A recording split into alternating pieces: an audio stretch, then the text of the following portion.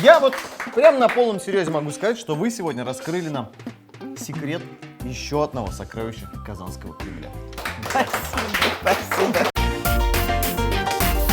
Здравствуйте, уважаемые телезрители и сәнмісіз қадірлі достар. Вы смотрите программу «Секреты татарской кухни». И сегодня у нас в гостях директор Государственного историко-архитектурного художественного музея-заповедника «Казанский Кремль» Диляра Химьяновна Валеева. Пожалуйста. Здравствуйте. День добрый. Здравствуйте. Как настроение у вас, Диляра Химьяновна? Да скажите? прекрасное. Какое может быть настроение летом, когда столько туристов в Казани, столько гостей в Кремле? Тогда давайте с этим же хорошим настроением мы уже приступим к готовке. Диляра Химьяновна Валеева, директор Государственного историко-архитектурного и художественного музея-заповедника «Казанский Кремль». Родилась в Уфе, окончила факультет журналистики Московского государственного университета имени Ломоносова, кандидат философских наук. Работала в газетах «Советская Татария», «Вечерняя Казань», «Известия Татарстана». С 1992 года в правительстве Республики Татарстан. Была заместителем председателя Верховного Совета, заместителем председателя Государственного Совета. Занимала пост министра по делам печати, телерадиовещания и средств массовых коммуникаций и пост министра культуры Республики Татарстан. С 2012 года возглавляет Государственный историко-архитектурный и художественный музей-заповедник «Казанский Кремль». Лауреат премии правительства Российской Федерации в области культуры. Что мы сегодня будем готовить, скажите? Мы сегодня будем готовить овощной суп. Так. Вот так уж сложилось, и в татарских семьях в том числе. Нам без супа нельзя. Никуда, абсолютно. А летом суп не может быть мясным, тяжелым, жирным, поэтому лучше выбрать, вот, чтобы дома всегда был суп, все-таки овощной суп. Их большое разнообразие, ну вот один из них, который содержит большое количество, на мой взгляд, овощей. Вот сегодня я хочу попробовать вам показать, потому что дома его все любят. И даже гости иногда говорят, Ну, я смотрю, у нас хорошо. есть свекла. Это какой-то будет летний борщ. Можем мы его так назвать или нет? Нет, это скорее татарский борщ, потому что борщ классический подразумевает всегда пампушечки с чесноком. Тут никаких пампушечек не будет. Вы сегодня командуете на этой кухне. Что я должен буду делать? Как я вам буду помогать в этом во всем? Давай начнем вот с капусты. Часть овощей мы сразу нарежем и поставим варить. Хорошо. Нам нужна будет целая капуста или нет? Нет, вот даже чуть меньше половинки берем капусту. Так, достаточно? Да, достаточно. Угу. Вот, можно остальное сюда вернуть. А вот эту напополам, и давай мы с тобой ее вместе попробуем порезать, потому что надо, чтобы капуста была мельче нарезана. Тогда она больше сока даст в бульон. И Так. вот постарайся вот так резать мелкими, такими тоненькими. Что резать я люблю. Диляра Химьяновна, скажите, Да. пожалуйста, а кто вас научил готовить? Вот готовить это надо учиться всегда и подсматривать, особенно там, где вкусно. Вот. Да, где было вкусно у вас? Вот вкусно у нас было, надо сказать, и дома, потому что я всегда росла при бабушке, готовила мама. Но я должна сказать, что очень вкусно, может быть, потому что он готовил реже, все-таки больше получалось у папы. Мы даже иногда, наверное, мама обижалась, но мы иногда с сестренками делали такой запрос. Говорили, а можно сегодня будет готовить папа? Особенно, когда хотелось такой вот золотистой жареной картошечки. При этом я помню, как папа готовил. Это тоже было очень интересно за ним самим наблюдать, даже когда он вот супы готовил. Я помню, у него в руках всегда была какая-то книга. Он очень любил классику, он мог читать очередной роман. И вот так вот, не глядя, помешивал кастрюлю. Но, тем не менее, у него это очень вкусно получалось. Ну, это талант. Это нужно обладать, да. мне кажется, неким талантом. Ну, это такой талант, а можно сказать и практикой нажитая, потому что когда у тебя 3 дочерей, приходится их обихаживать, кормить. Вот. И он очень любил это делать, поэтому было вкусно. Понятно. Теперь еще Так. можем, знаешь, немножко вот так вот порубить, чтобы помельче было, потому что я еще люблю, чтобы суп был не только вкусным, но еще красивым. Давайте, И без поэтому проблем. эти ломтики, они должны быть тоже вот такие Хорошо. миленькие. А какое-то любимое блюдо у вас есть из татарской кухни? Ну, национальное уж, может. Про татарскую кухню говорим. Да. Вот такое необычное блюдо, которого больше нигде в мире нет, как тарвантал. Ох, это очень вкусно. Да. Это очень вкусно. К сожалению, вот я уже не вижу мастериц по этому блюду. Их становится меньше. Вот моя бабушка это тоже умела делать. Какие-то навыки у меня остались. Но это трудоемкое, не каждодневное, и поэтому всегда считалось праздничным блюдом, но очень вкусное. И когда вот особенно зарубежные гости, вдруг им удается это попробовать, они удивляются, как это вообще можно делать. Хорошо. Вот Что сейчас делаем будет. дальше, скажите? Дальше мы берем морковку. Угу. И вот точно так же будем ее не соломкой, как это обычно. Для супа лучше ее делать вот так же кубиками. Кубиками? Да, да. Вот я, например, ну вот эти миленькие можно вот так просто на 4 поделить, и будет уже... Так, а можно я тогда по-своему нарежу кубиками? Вы не против? Ну, попробуй. Мелкими нужно, да? Да, Все, прекрасно. У нас в Казани, как вы сказали, действительно очень много туристов. да. Последние годы мы прям лидируем, мне кажется, среди российских городов по наплыву туристов. Ну и первое, конечно, даже когда у меня спрашивают, мне вот приезжают там гости из Москвы, тоже знакомые и так далее, они говорят, куда сходить, Руслан, скажи, пожалуйста. Ну, естественно, первым делом ты отправляешь их в Кремль. Но в глазах обычных туристов Кремль что это? Это вот, да, стена, сам Кремль, ну и Кул-Шариф и Сюмбике стоит. Вот, по сути, это вот самые первые впечатления, которые у туристов складываются о Кремле. Всегда очень жаль, когда туристические группы, ну, как бы галопом пробегают по Кремлю. А вот у нас уже 15 лет работает центр Эрмитаж Казань. Так. И вот и сегодня идет уникальнейшая выставка «Золотая Орда» и при Черноморье уроки Чингизидской империи. Вот Михаил Борисович, когда открывал эту выставку, он сказал, что больше, вот, когда спросили, когда может собраться еще раз такая выставка, он сказал, что такой уникальной выставки, это раз в 50 лет такие собираются. Так, друзья, вы слышали, да? Вот. И поэтому нельзя упускать такой на самом возможности. деле вот буквально несколько часов пробыл в городе заместитель министра культуры Турции, но он нашел время, чтобы час побыть в Кремле именно на эту выставку. Я когда его спросила, что будем смотреть, он сказал: «Золотая Орда». Я слышал, что у вас эта выставка, побежали сразу в Эрмитаж.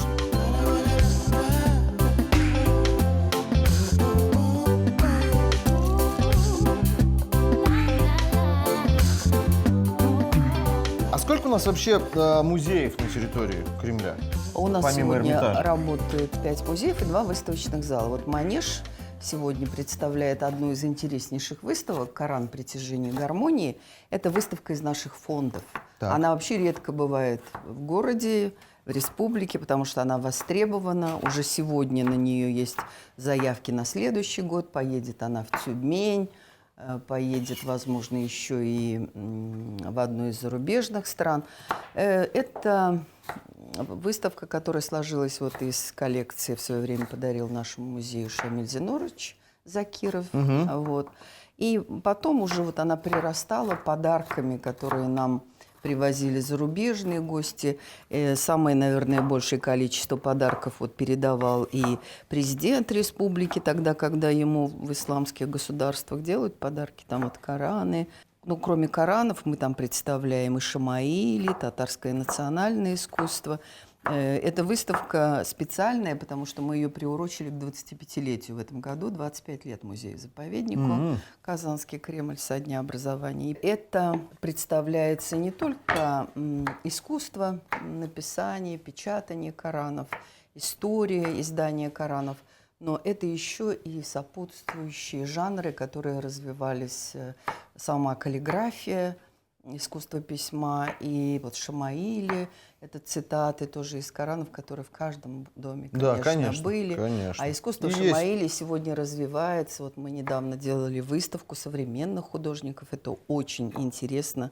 Работаем по таким выставкам и с Саудовской Аравии, и с Ираном, и Турция, мастера каллиграфии у нас выставлялись. У нас есть и специалисты, и искусствоведы, и мы думаем, что при таком интересе к возрождению каллиграфии, при искусстве нашего выдающегося Назиба Накаша, мы просто обречены на изучение на представление этого величайшего искусства. Что мы делаем дальше? Я нарезал картошечку. Да, вот теперь мы можем вот это уже засыпать в кастрюлю, Так, налить воду и поставить вариться. отлично. А мы приступим к самой интересной части. Так, засыпаем, Мгм. заливаешь. И можно ставить на плиту. Вы сказали, что мы сейчас будем приступать к самому вкусному. Что это? Вот, ну, это, как бы, может быть, я не совсем точно сказала, это то, что добавляет овощному супу пикантности, Так. насыщенного вкуса. Вот, это перец, свекла Мгм. и чеснок. Это мы все будем поджаривать как-то или нет? Это мы будем пассеровать свеклу и еще один ингредиент у нас будет. Мы будем пассеровать, а перец и чеснок в свежем виде будем класть уже после того, как суп практически будет готов. Хорошо. Значит, еще есть один ингредиент обязательный. Ну, обычно даже в борщ, там, томатную пасту, уксусы. Вот я этих всяких искусственных с консервантами продуктов не люблю, поэтому обычно на базаре у нас такие замечательные хозяйки есть, которые солят зеленые помидоры. И вот этот помидор, особенно если его бросить в морозилку, он потом дает вот необыкновенный пикантный вкус этому супу. Обязательно его тоже в конце надо с овощами пропассеровать. Честно говоря, я слышал о замороженных помидорах, вот, ну, чтобы зеленые помидоры Именно замораживали. зеленый, да.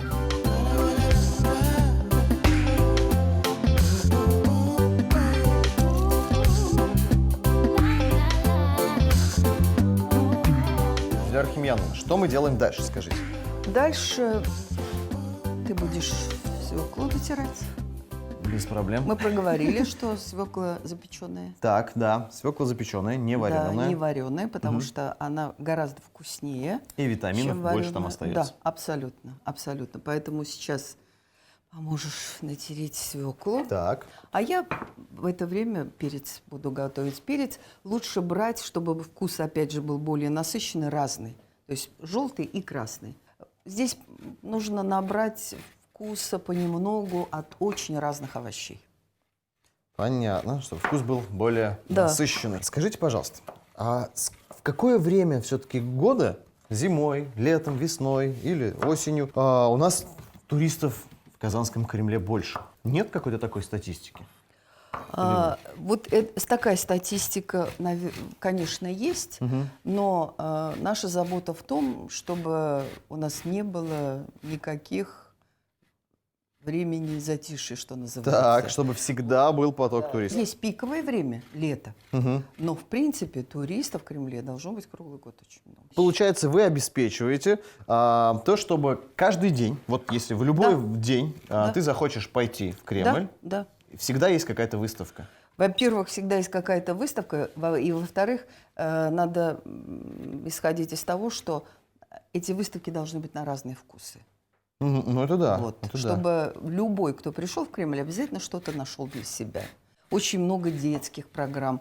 Входной билет для детей у нас с 1 июня бесплатный. Так. У нас есть научные шоу, квесты, особенно востребованные и любят искать Сокровища. сокровища в Кремле. Кстати говоря, это один из самых популярных наших квестов, который даже в Москве, вот в Высшей школе экономики, отметили наш квест, потому что это квест, который помогает не просто там дети бегают в поисках кусочков шоколада, там значков, которые мы прячем по разным местам для них. Они работают с памятником, они узнают, а вот это Синембеке, а вот это Тайницкая башня, а вот это вот останки Спас-Преображенского собора.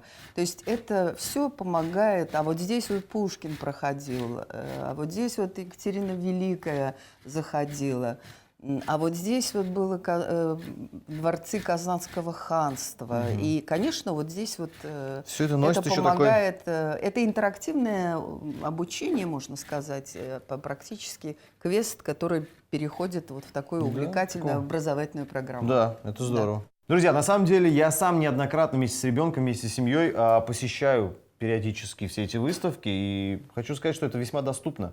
И самое главное, я всегда узнаю что-то новое при этом. Это очень здорово. Именно так. Да. Уважаемые телезрители, мы сейчас с вами прервемся на небольшую рекламу, после этого вернемся и продолжим дальше. Дорогие друзья, программа «Секреты татарской кухни» объявляет конкурс «Лучший народный рецепт». Что нужно сделать для того, чтобы поучаствовать в этом конкурсе?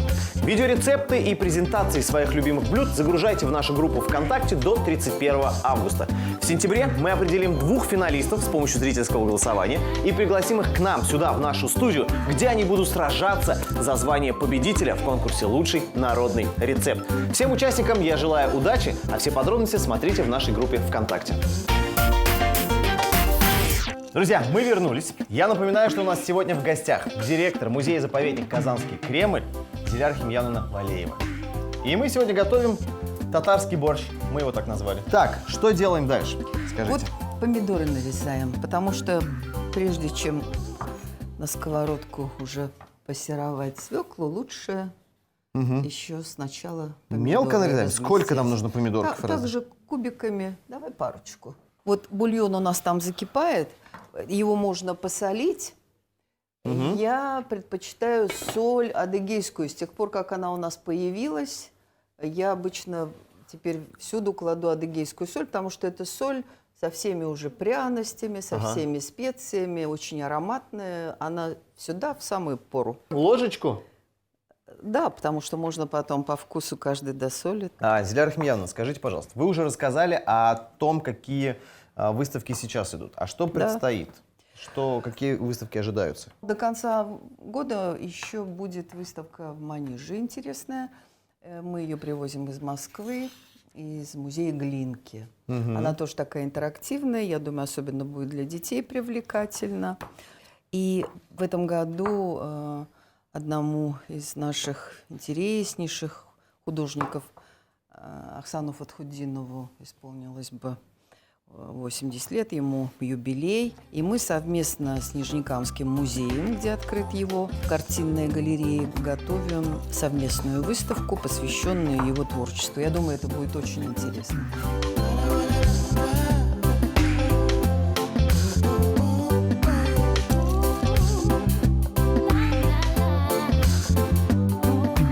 Но мы уже живем и планами на будущий год. Уже потому на 2020, наверное, да? Мы сейчас уже до конца, вот практически июня, планы должны сверстать.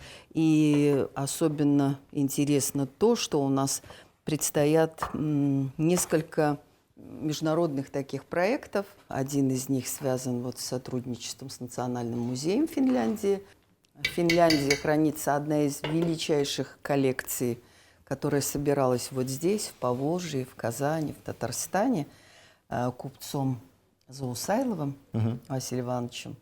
Знают ученые, специалисты, ну, может быть, те, кто занимаются краеведением. Но вот впервые, а попала она туда 110 лет назад, мы впервые сможем показать эту коллекцию татарстанцам и гостям города.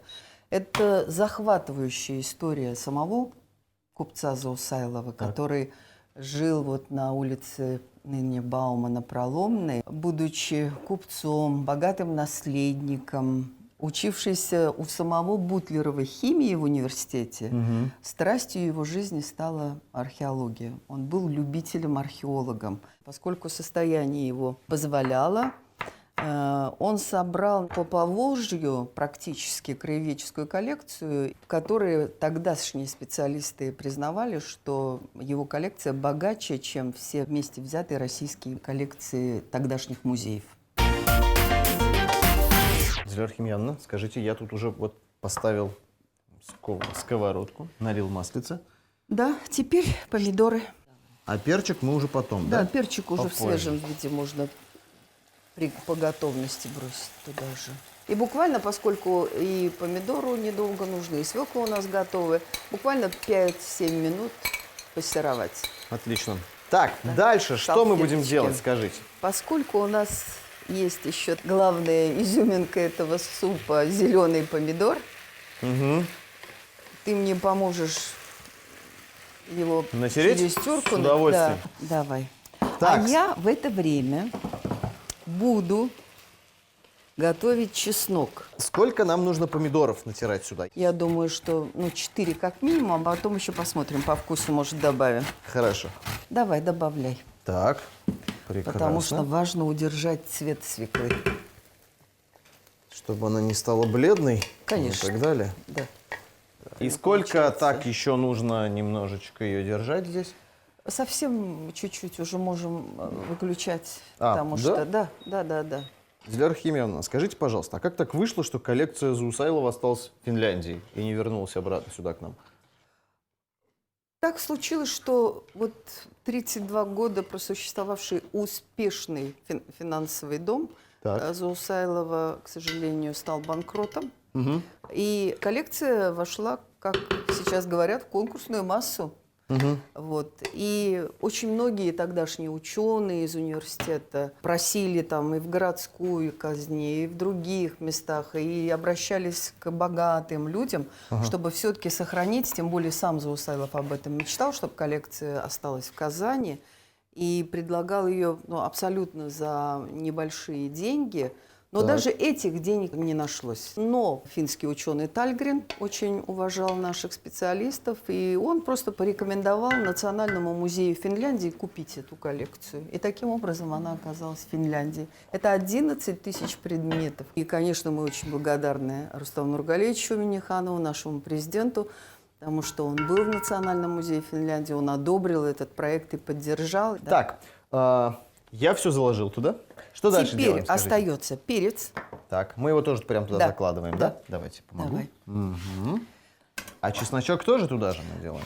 Да, туда же чеснок и суп выключаем. Ну что, мы все сделали, я суп Суп выключил. настаивается. Настаивается. А мы сейчас всю зеленушку нарезаем. Так, ага, Укроп, укроп, лук, петрушку. петрушка, лук. Но это в отдельные чашечки, Так.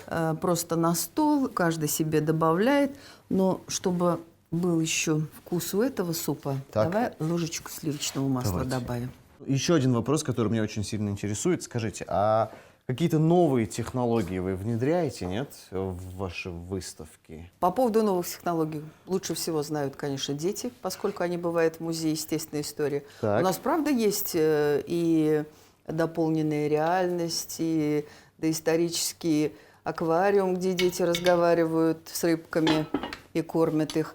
Мы одними из первых сделали экскурсию, и нам помогла компания iSell, предоставив планшеты для тех, кто плохо слышит. Мы очень стараемся, чтобы на самом деле в Кремле всем было комфортно. Все наши популярные выставки мы размещаем еще на платформе Easy Travel, поэтому люди могут там посмотреть, а потом уже приезжают к нам, чтобы убедиться и увидеть в самом Кремле все это.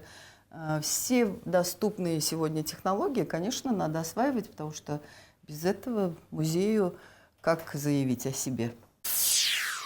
Овощной суп «Секреты Казанского Кремля». Капусту, морковь и картофель нарезали кубиками, поместили в казан, залили водой и поставили на огонь. Когда бульон закипел, посолили. На растительном масле начали обжаривать нарезанные кубиками помидоры.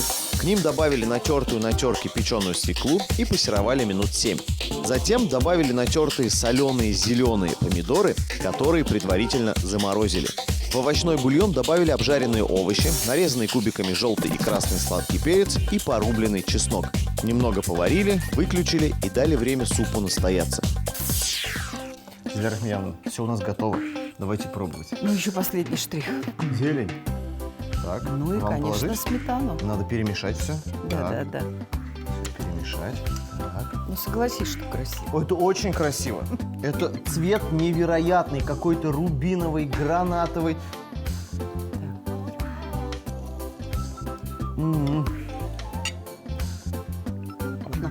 Очень вкусно.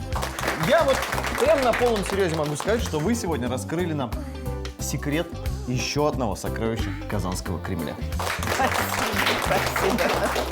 Спасибо вам огромное за то, что пришли к нам сегодня. Я был очень рад с вами познакомиться, честное слово. Приходите к нам еще обязательно, ладно? Спасибо. как это в том случае, нет уж лучше вы к нам. Потому что на самом деле, мне кажется, в Кремле сегодня настолько всем может быть интересно, и детям, и взрослым. Приходите, вы правда получите удовольствие и обязательно прикоснетесь к одному из самых величайших памятников все-таки всемирного наследия. Вот надо об этом помнить. Да, друзья, обязательно сходите в Кремль, обязательно. Ну и не забывайте, конечно, смотреть нашу передачу каждое воскресенье в 11:30 на телеканале ТНВ. Секреты татарской кухни. Спасибо большое, до свидания. Сау было вас! Если вы не успели записать рецепты наших блюд, мы ждем вас в нашей группе ВКонтакте. А также не забывайте подписываться на наш канал на Ютубе.